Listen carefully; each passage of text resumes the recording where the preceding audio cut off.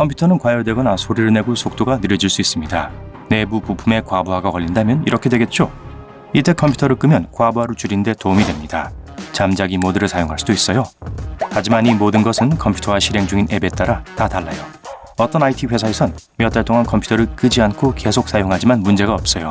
하지만 끝없이 작동하는 컴퓨터에게 어떤 일이 생길지 한번 보죠. 2356년입니다. 고고학자들은 놀라운 발견했습니다.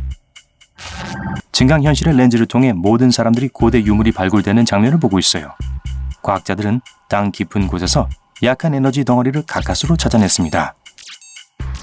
알 수 없는 원천이 하늘로부터 에너지를 만들어내는 것처럼 보이네요. 발굴이 시작됩니다. 몇 시간 후 고고학자들은 조심스럽게 신비한 물체를 꺼냈습니다. 처음엔 21세기에 만들어진 평면 스크린이 눈길을 끌었습니다. 다음으론 두꺼운 돌층에 가려졌던 컴퓨터 본체를 발견했어요. 놀랍게도 CPU가 여전히 이 컴퓨터 안에서 실행되고 있었습니다.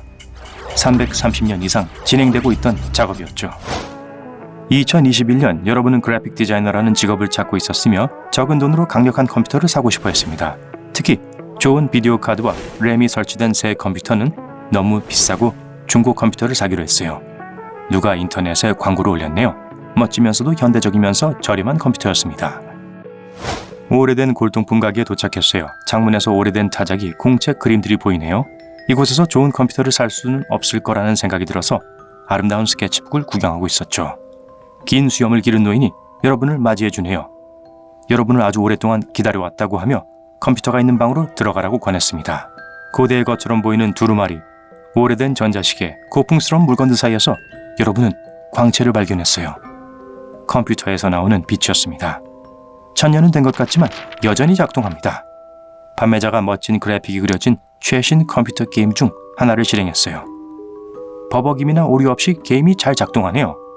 몇 분 게임을 해보고 컴퓨터를 삽니다.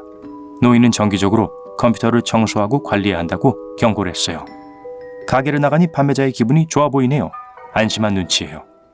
집에 와서 테이블 아래에 본체를 놓고 화면, 키보드, 마우스를 연결했습니다. 그런데 컴퓨터가 켜져 있어요.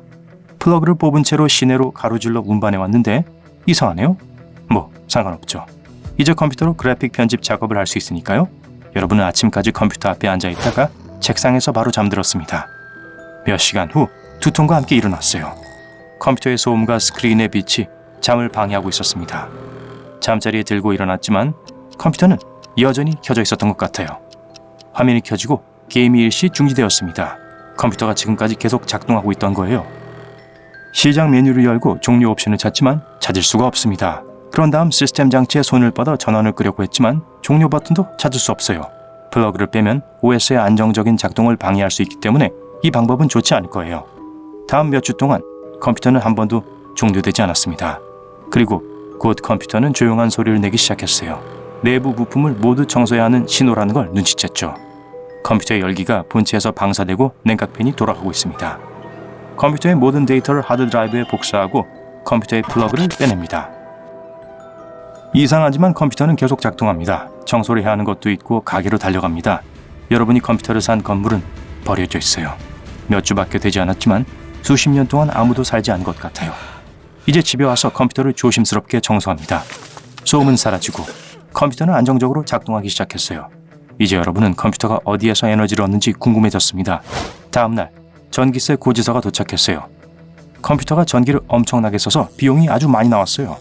그리고 어떻게인지 컴퓨터는 네트워크에 원격으로 연결되어 있었어요. 컴퓨터를 계속 사용하고 있습니다. 컴퓨터는 몇 달 동안 쉬지 않고 작동했어요.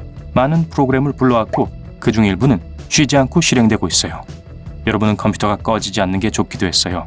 언제든지 앉아서 시작할 수 있으니까 프로그램이 로딩될 때까지 기다릴 필요가 없잖아요. 집에 없을 때는 원격 액세스로 언제든지 컴퓨터에 접근할 수 있습니다. 바이러스 검사 또는 OS 업데이트 같은 필수 작업은 컴퓨터를 쓸 때가 아니라 절전 모드일 때 실행됩니다. 하지만 전력을 너무 많이 소모하는 게 단점이에요. 매달 많은 돈을 내야 하죠. 무슨 일이 생겨 전기요금이 인상된다면 그걸 감당할 수는 없을 거예요. 또 작업을 쉬지 않고 하면 하드웨어가 닳죠. 컴퓨터를 청소하려고 하지만 그걸로는 충분하지 않아요. 몇 년 후에는 리소스를 많이 사용하는 일부 앱의 속도가 크게 느려질 수 있습니다. 컴퓨터는 더 많이 작동할수록 더 많은 열을 방출합니다. 온도가 높을수록 상황은 더 나빠지죠. 소음이 커질수록 잠이 오지 않습니다.